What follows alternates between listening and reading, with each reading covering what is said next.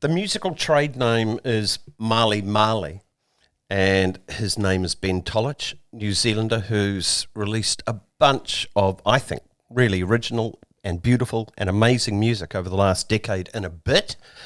And what I claimed, for what it's worth, Album of the Year 2020, I was told to keep an eye out. And though they know the premise is a minefield, they shield the punchline. Your whole world born on a phony front line.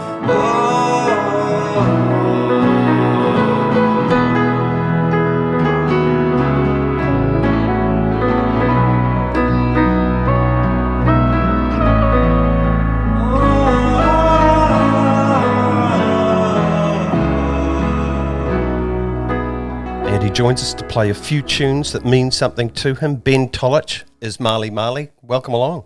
Hello, Graeme. Thanks for having me. Well, my massive recommendation on the AM show that I was told to keep an eye out was the best album of 2020. How did that change your life? Oh, wow. Yeah.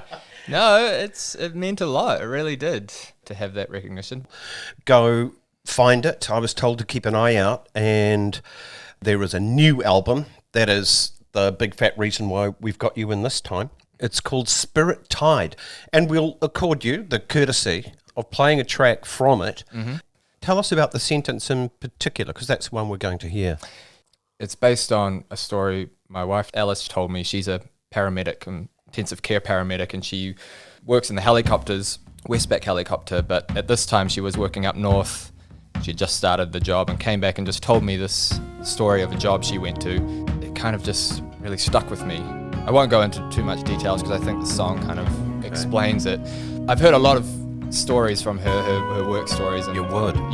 Yeah, some pretty full-on ones, and for whatever reason this one just decided to turn itself into a song. Here it is, the sentence from the new album from Marley Marley, Spirit Tide. Well, I'm gonna cut to the chase while I have you here in this sacred space. He's dead. Yeah, he sawed off the barrel and made his bed. Up in the salty north countryside, not a soul in which to confide.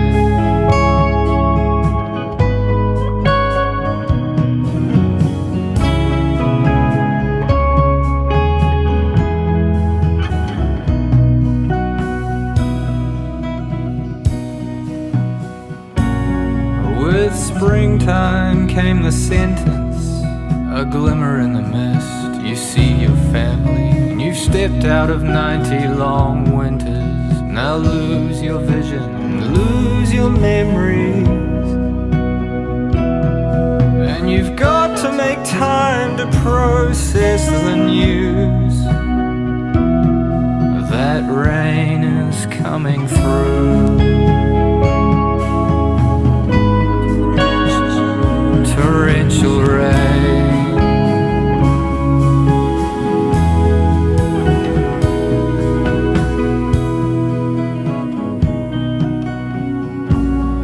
Their laws hadn't caught up to you, but the world saw you were marooned. So you hit the waves like Odysseus, choosing Scylla over Charybdis. And as we cry out, our fairness is not infinite. You swipe a hidden handful of the galaxy. Eternity.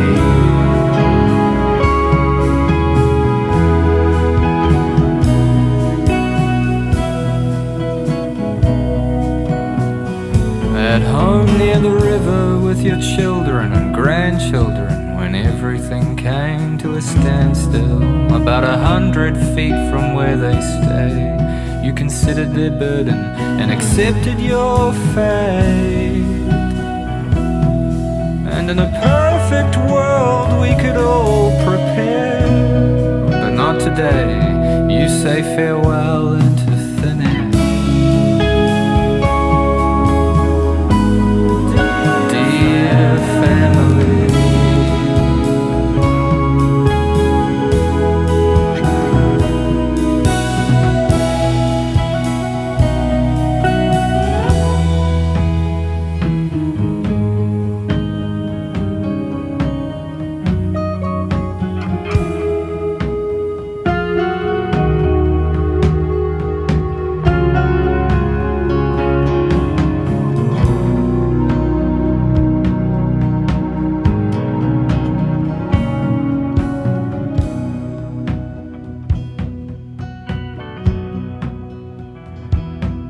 Your ancestors painted in feather cloaks, and your loved ones are with you in the photos, displayed with purpose, done in secret.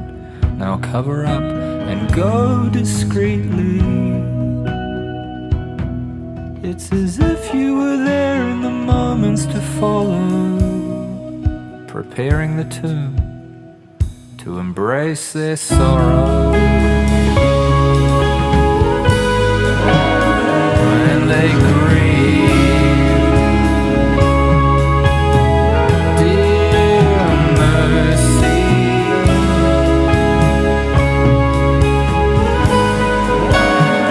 And they grieve, dear mercy.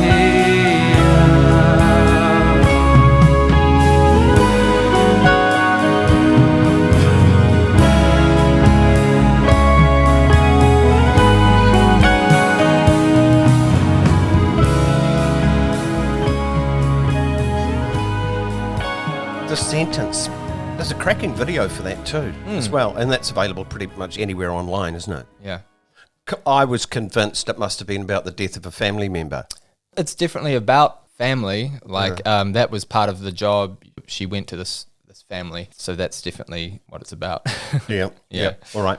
And who made the video? Because, I encourage people, just go and have a look at it. It's sort of half King Lear and Yeah. and great stormy classical stuff. Yeah. I made the video and Alice, she helped. I bounced ideas off her. There's this internet archive website and they've got all these old public domain videos.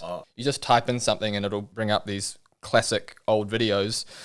Downloaded a bunch of them, chopped it all up, and that's what the end result is. Lovely thing. Yeah. Okay, let's get into a bit of your background. Family, upbringing? One of two children. I have an older sister, and Where'd you go to school? Birkenhead Primary. Okay. Did school help you with your musical ambitions, or was it despite? School was a bit tricky for me. I was not that good at things. I got taken out of math class at like fifth form to do video tech. I think they could see that I was just not very good. And so they're like, let's put him in something creative, which it was a weird decision, but I think it's really cool that they did that. Sounds sensible. Yeah. I remember just suddenly being in video tech and editing videos and making like little music videos and doing stupid stuff, and appreciated that. That fostered some creativity. We need bridges to stay up, of course, and mathematics helps with that. But you might not be the person that's going to build the bridges. I don't think I'm going to. Yeah. We'll see. You might as well do something else. Yeah. And then music. I didn't do music in school. I did drama. I was pretty good at that. You've got some piano and guitar chops. How did piano lessons as a kid? Was it that the thing? I got piano lessons in primary school. A guy came to my house and tried to teach me all the classics, and then I just asked him to teach me the songs that I want to learn, like Pink Panther and Phantom of the Opera. He obliged, and I think that kept me liking the instrument. I think I wasn't gonna do things the way I was supposed to. I stopped that, and then when I met my wife, I went to a family Christmas party, and she introduced me to her uncle, which was my piano teacher. You are kidding me. Yeah. You didn't know? There was no idea. So that's been nice, the occasional family Christmas, being able to reminisce about. Was he proud of you? Yeah, I'll say yes, a couple of nice comments. Good. Musical family when you were growing up? No, not really. My sister and I are both very creative. She's an actress and a writer. But yeah, it's that funny thing where the parents, they always encouraged it, but it wasn't something that they were necessarily doing. My dad was into stuff that I've now come to appreciate. Leonard Cohen, Bob Dylan. I can remember listening to a few Bob Dylan tracks with him in the car, but it took me a while to get back to those people. God, I can see it now. Your dad was a hippie, wasn't he? Yeah, maybe. Okay, the name Mali Mali. It's fraught with dangers in the Google search. Yeah. You end up with too many chapatis and Alafakature playing as Kora. Yeah, We're trying to find a white kid in the North Shore. Yep. Anyway, how did the name come about? My grandpa is Croatian, and he called me Mali when I was little, because it means little. You see me go, Mali, and you say Mali for boy and Mala for girl. So I called myself Mali, but then there were some other bands called Mali, so I just doubled it. And the country. Yeah. I found out later that my birthday is the Independence Day of Mali, the country. So I thought that tied in quite nicely. It gets worse with the Google search, Yeah. doesn't it? Ben Tolich, Mali Mali, will be picking a few tunes that mean something to him. I'd never heard this track. It wowed me. Anyway, I don't know about you, the listeners at home, but it was really neat to hear something totally fresh to my ears anyway as one of these selections. Vast and a tune called Touched. Tell us about it. Vast is pretty much the reason we're talking now. I skateboarded a lot, and I used to watch skate videos, and they had great music on them always. And then this band Vast came on for 411 issue 44, if I'm going to be exact. 411 video magazine, good skate video. I just got obsessed with Vast for it's pretty much all I listened to for 2 years. It got me thinking very seriously about music. Where are they from? America, yeah, just one guy. Yeah, as you'll hear, it's pretty grand and emotional and great when you're a teenager. Very important to me. I loved it at my first hearing at late middle age. Great. Here it is. Vast and the tune Touched. Touched. You say that I'm too. So much of what you say is true. I'll never find someone quite like you again. I'll never find someone quite like you, like you.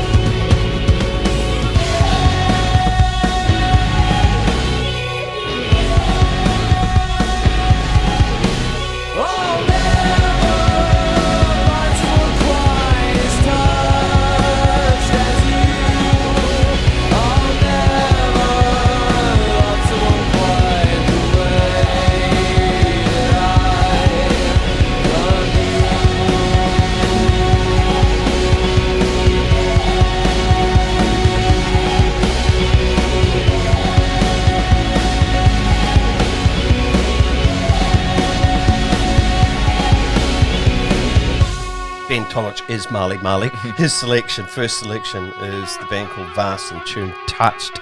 The new album out from Mali Mali is Spirit Tide. He'll be picking a few more selections. We've got to take a break. We'll be back very shortly.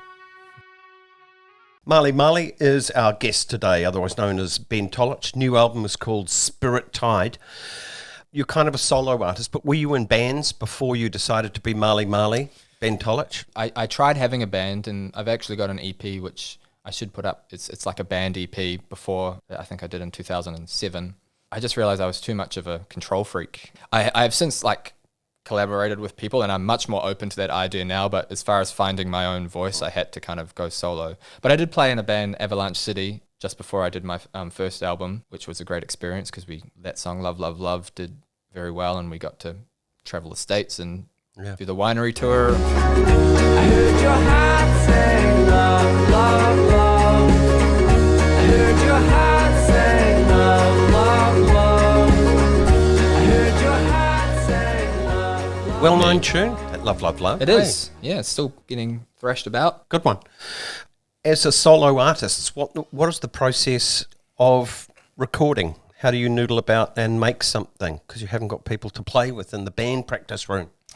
My first EP I recorded with a guy named Dave Parker, and then my second album I did with a guy in Cairns in Australia, Mark Myers. And then since then I've set up shop in my own space and just tinkered away that way. So What gear have you got?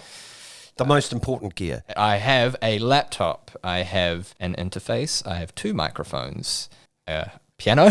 What sort of piano have you got? It's been the same piano from the second album up to this one. It's just called a Knight piano, upright acoustic piano. Old, new? It's not new, but I don't know how old it is. Yeah. But yeah, we get that. I get that tuned, before every recording. Yeah. And yeah, it's a good one. There we go.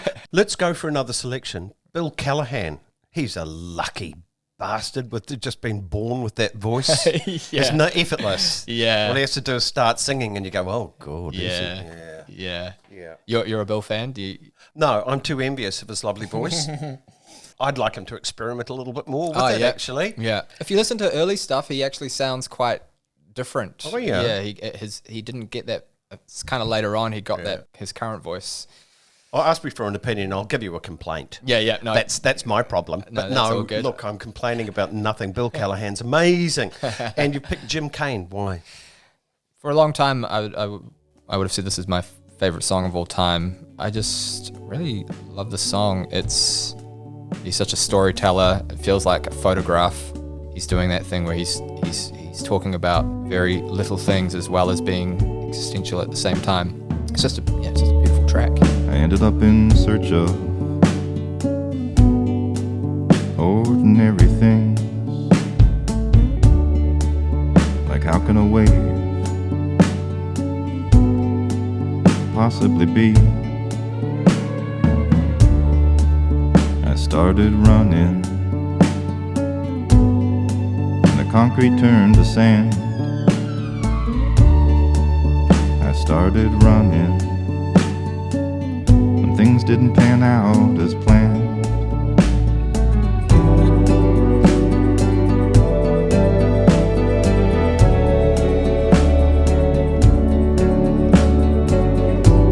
In case things go poorly and I'm not returned, remember the good things I've done.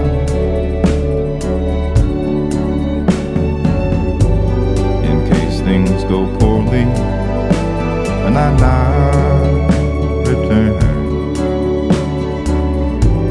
remember the good things I've done.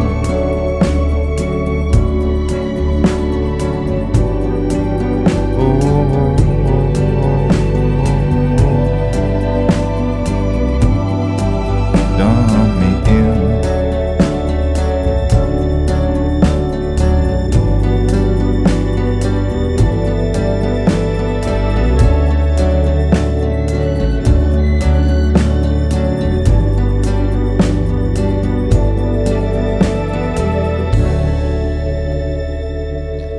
Bill Callahan, Jim Cain. Our guest today is Ben Tolich, trading under the name of Marley Marley musically, and the new album is Spirit Tide. I highly recommend you go have a look at the quite a powerful video for one of the tunes off the album, The Sentence. We've got to take a break though. We'll be back very shortly. Ben Tolich is our guest today.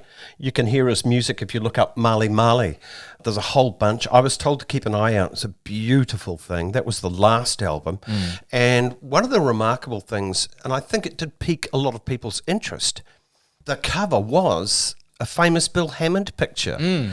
Tell us the story of how you got the okay to use it. Yeah, that was awesome. Done a couple of albums now that I've been able to use great artists for the cover. My first album, I used Susan King. People should check out her work. She's amazing. And then I used Adam Lee from Australia for third album. Yeah, I was told to keep an eye out. I was struggling for a cover, and then I just was following hashtag Bill Hammond on Instagram. And so every now and then I'd get these little pop-ups. And then that piece, All Along the Heaphy Highway, showed up. It felt like it really fit the imagery and the title. You know, his signature bird, people. Yeah, crazy bird. Yeah. From Mars. Yeah. Sort of birds. Yeah, looking out over the highway is such a beautiful piece. And I found the gallery that looks after his stuff, because you can't get in touch with him. And they just said, Bill has agreed to this. And that it was as simple as that. I kind of mentioned that I'd worked with these other artists who I think he knew. And You obviously sent him the demos or the recording. yeah, and then I sent him a package of my vinyl and stuff to say thank you. But I have no idea what he thinks of the music. He didn't get back to you. No, he didn't get back to me. But, you know, At least he gave you the tick. I didn't expect him to. I knew it was musical, and he'd used Bob Dylan lyrics and his paintings and stuff, so maybe he could see some of that inspiration. But yeah, it was pretty awesome. Yeah. Pretty awesome. Yeah, good one. You were also a COVID pioneer when it was really untrendy Yeah. to have COVID. Yeah. You got it really early on. Your early uptake. I know. Weren't you? Yeah. Yep. Early 2020. Yep. And then I just had it, you know, a few weeks ago, and I was way less cool this time. No one cared, you know. Just releasing an album give you COVID. Maybe, because it seems to be what's happening with me. Just before album release, I'm getting the damn bug. It's annoying. I don't like it. I wish I didn't get it, but that's what happens. Being an early uptaker, though, it's almost like news people might even want to call you up to say, what's it like? What's it like? It's come over here. That was what was happening, yeah. And, you know, it's, for me, you know, it's, I keep hearing about people who are getting it and it's like a little cold or a little tickle in the throat. But for me, it's been a good 2 weeks of dealing with it. Blair. But, you know, it's... Second time the same as the first? Quite similar, actually. A couple of things different. Generally, similar vibe. All right. Now, playing live, which you do, you're not a touring band, but playing live, how do you make that happen as a solo artist? You have to get a band together. Who do you pick? Well, I haven't done that in a while. Again, you know, COVID kind of screwed everything up for a while. For my third album, I toured with my friend Luke on guitar and my wife Alice. She plays harp and stuff. Lots of things, but I do living room shows. I was doing that for a while, so I was just taking my guitar and keyboard and playing in people's living rooms. It's been a while since I've been able to get in a good live routine, so I'm looking forward to, now that we're kind of making sense of the pandemic, I think I'm looking forward to getting back into a bit of a gig routine. Okay. And yeah, I do plan to play with more band members. Right. What do you have as musical support when you're just you on stage? Like you did a gig at the Whammy Bar for the release when you could after COVID.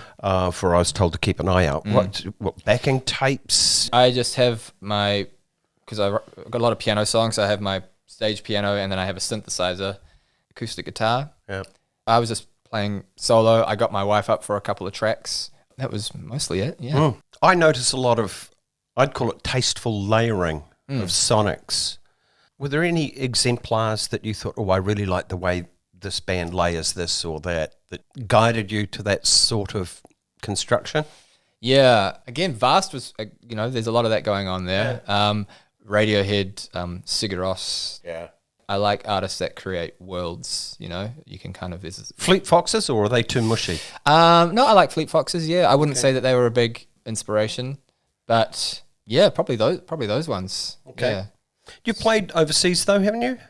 Yeah, a little bit. I toured in Australia with my friend Jack Carty. That was cool. And then I played a living room show in LA. I would like to do that more. Have you got an agent? I do not. But how did you get a gig in LA? We were over on holiday, and our friend lives over there, and she organised it. Yeah. So nice. It was just a humble little gig, but I claimed it as an international gig. let's go for another tune. I'd never heard of this cat either, and I found myself doing a bit of a Googleizing. Robbie Basho, you've picked Orphan's Lament. Yeah. I put it on and thought, oh, who the hell is this, and where does this voice come from? Yeah, I think I thought that when I first heard it too. He's just one of these dudes who was around in the 60s and 70s, died tragically in the 80s. He had an interesting life, and yeah, he was orphaned, but he's like a kind of spiritual singer-songwriter, kind of influenced a lot by Indian classical music. His albums go through all these places. He's mainly a 12-string guitar player, and he likes doing ragas and stuff on that. Occasionally throughout his albums, he just throws a piano ballad in, and this is one of those songs. And when I first heard it, it just kind of floored me. It's off an album called Visions of the Country, and it's got this, on the covers, I think it's a picture of Wyoming or something like that. And when we were doing that USA road trip, we were driving through those mountains in Montana and Wyoming and listening to it. I've got good memories of that. Yeah. Born for love and nothing more, given away 'cause we was poor. Will you wait for me?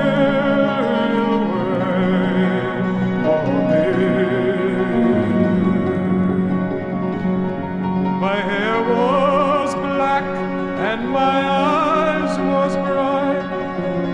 Never gave pleasure to my parents' side. Will you wait? Will you wait for me? I'll be waiting there by the river, my love. I'll be waiting there by the trees. Will you wait?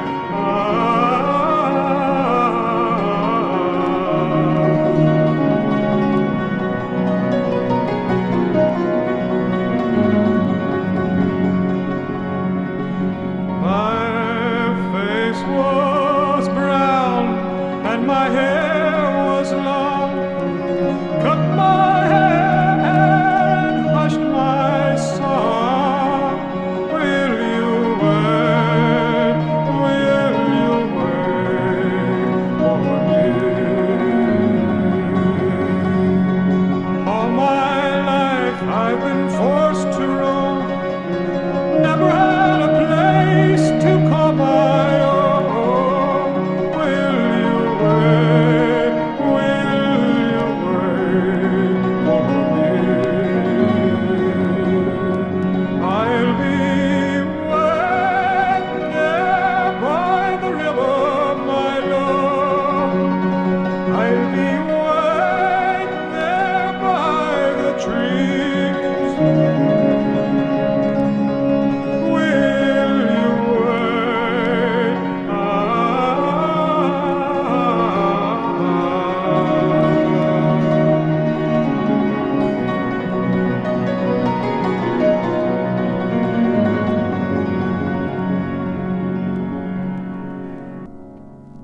That's Orphan's Lament by Robbie Basho. Speaking with Ben Tollett today, he is Mali Mali. The new album, Spirit Tide, will be in your shops and online. Oh yeah, if people want to pick it up, what's the best way? Because there are so many options these days. How would you like people to grab the album?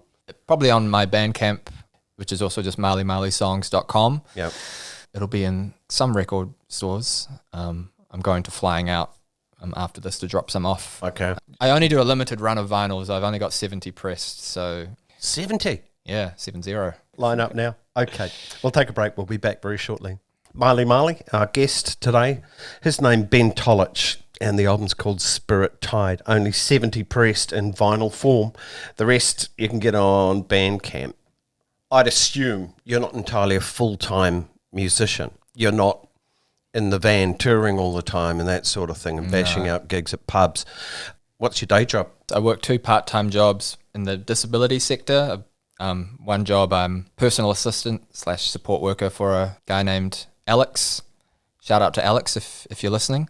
I also work in a day centre for adults with high needs disabilities. Can you describe high needs disabilities? A lot of them are non-verbal, a lot of autistic, Yeah. need help with everything, basically. And if I'm honest, it was quite a confronting job to start because, it's still not something a lot of people know how to deal with in society.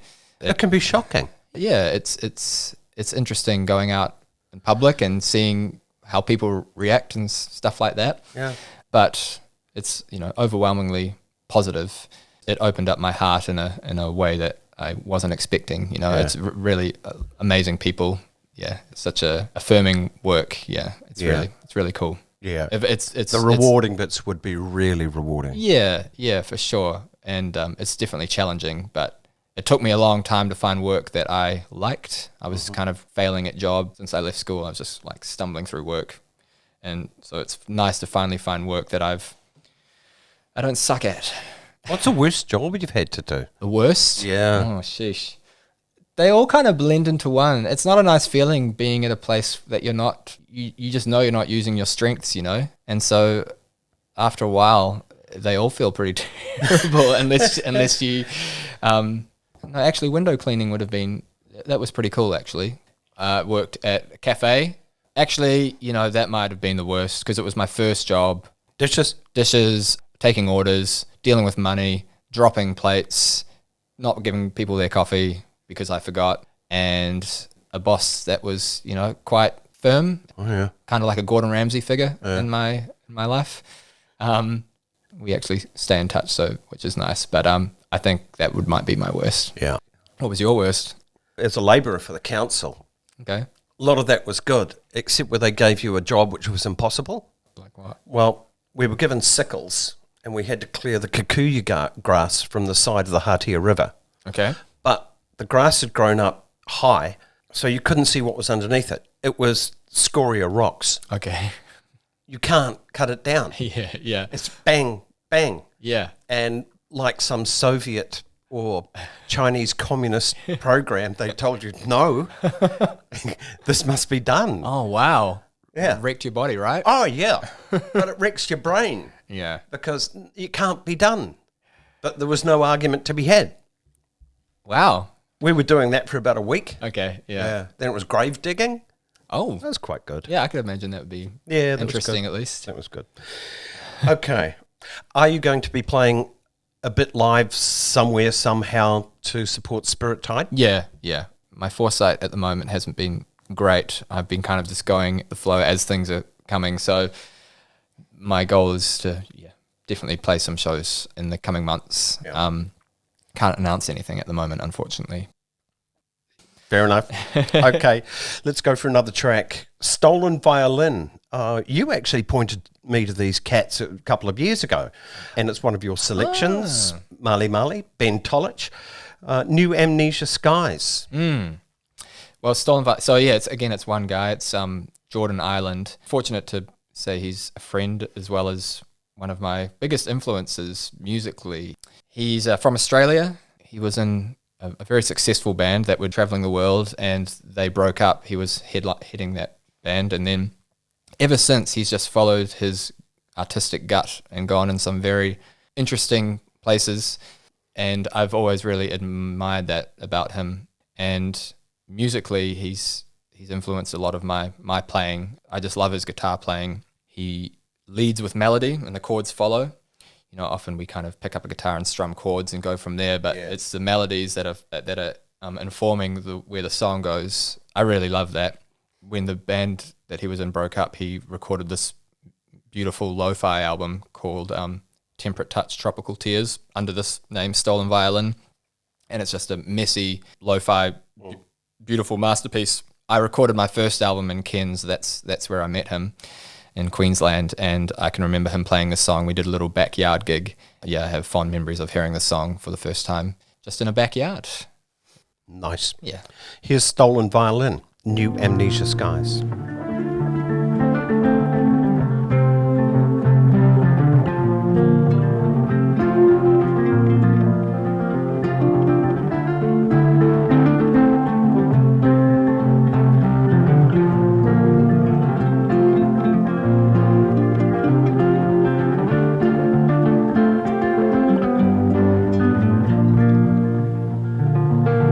Clouds got open like a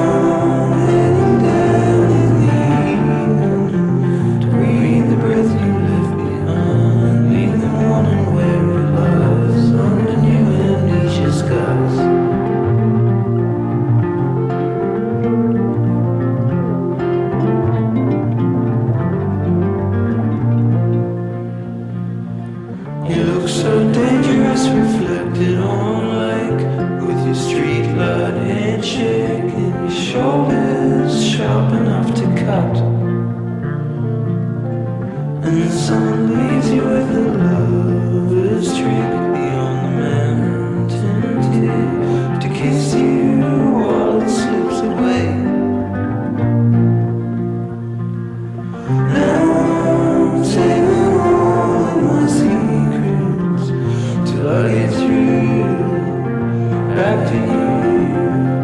Now heading down in the evening to breathe the breath you left behind. Leave the morning where it lies under new amnesia skies.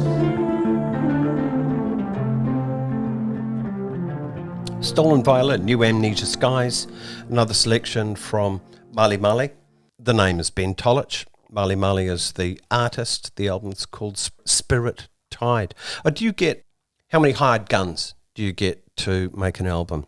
For this album, the only hired gun was Alex Freer on drums, who plays for Tiny Ruins.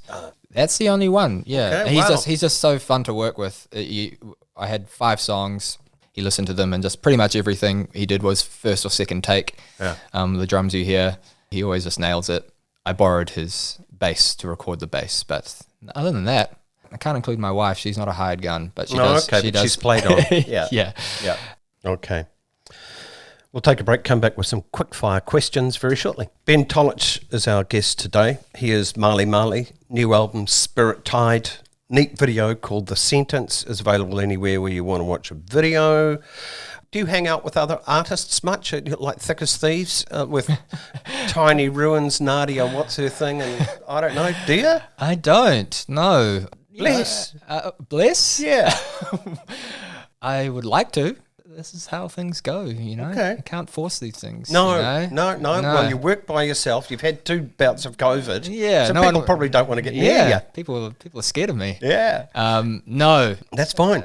Interests outside of music and outside of your day job working with disability. Oh, my wife and I hike a lot, but that's definitely more her interest in dragging me along. But I tend to enjoy it once it's happening. Actually, sometimes that's not true either.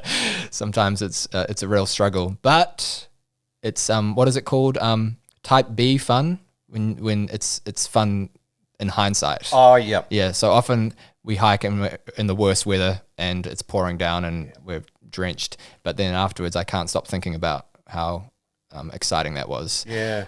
It's a bit like those people that claim, I love a swim in freezing cold water. No, you don't. Yeah. It's great when it stops. Yeah, So exactly. it makes you feel so good. Yeah. It's like when you finish vomiting. The vomiting's no good, but you feel much better afterwards. Yeah. We did a hike last year in Nelson on the Robert Ridge, and it was just after winter, so there was snow. There was like 70k winds. There was no one on the ridge. It took all day, and I experienced like a first genuine, you know, I'm a fairly anxious person, but I've never had a genuine like panic attack. Ooh. And it was on the top of this ridge while the sun was setting, and we didn't know where our hut was. And you do that small calculation in your mind, which is, this could be trouble. Yeah. And, you know, Alice she got in her paramedic brain, which is like, one step at a time, Ben, just look at me. We got to do this, focus, one step. There were some pretty dodgy moments, but again, like once we got there, it was this beautiful, we had the whole mountain to ourselves and the walkout was lovely. And I told myself I'm never going to do that again. But here we are planning the next hike, you know. So, best music docos? Oh, you introduced me to Judy Sill, and she has a new doco out. Did you know that she's got a yeah? There's a new Judy Sill doco. Jeez, a hell of a story. It needs to be made. Yeah. So I will check that out. But as far as things I have seen, Don't Look Back was a big one. Those early Bob Dylan, and then I mean, Get Back is quite remarkable. Pretty remarkable what he's done, and like to see all the Beatle heads just going crazy for it. It's pretty exciting. Yeah. Okay. Best gigs you've ever been to? Remember Sufjan Stevens, his Age of Ards tour? He played at the Bruce Mason. That was pretty incredible. But I'll also say Leonard Cohen. I was lucky enough to be at his last show ever because he played Spark Arena. That was his last concert he ever played. Was it? Yeah. I was there too. Yeah, because he played there 3 times. Oh, I was there when I really wished I'd brought along some sort of firearm and I wanted to shoot the saxophonist. Could he just shut up? I know who you're talking about. Yeah. That's right, because I think the first Leonard Cohen show was incredible, which was we were probably at the same one. And then, that one he did, his last show, I can remember thinking, oh, this is the end of his tour. Like, who knows if he's going to come out again? And hearing him playing Chelsea Hotel and thinking, I wonder if this is the last time he's going to play. And then at the end, when people kind of get up and dance, I kind of walked up the front just to get a good close look. Yeah. And so that was quite special because he's been a pretty big influence as well. Nice. I have a magic wand. You will have the necessary talents to play perfectly well in any band in history. Who would you have liked to have played in with? Do you ever have dreams that you're playing in bands that you like? Yeah, usually it's problems with the gear. Yeah. And they're all full of anxiety and you cock up and Pete Townsend sneering at you. Yeah. I've had a lot of Radiohead dreams where they, for some reason, need an extra keyboard player and I'm just terrible. And Ed O'Brien's always really nice to me, the guitarist, but everyone else is kind of scowling. Yep. And then then more recently it's been Bob Dylan, so I've been hired to be his piano player. And he's been surprisingly nice when I have been struggling. So to answer your question, yeah, I'd actually love to play bass in a band. So let's say Bob Dylan's bass player. Okay. That could be on stage in The Last Waltz too. Yep. Yeah. Yep. Do you have any musical guilty pleasures? Those sort of things where you might mention in polite company that you really like, fill in the gap, and people pull faces? For some reason, Coldplay comes to mind, which is silly because I don't think they should be a guilty pleasure. I think it's getting a bit boring. People do love to hate them, though. Yeah. I think that's getting a bit old. Yeah.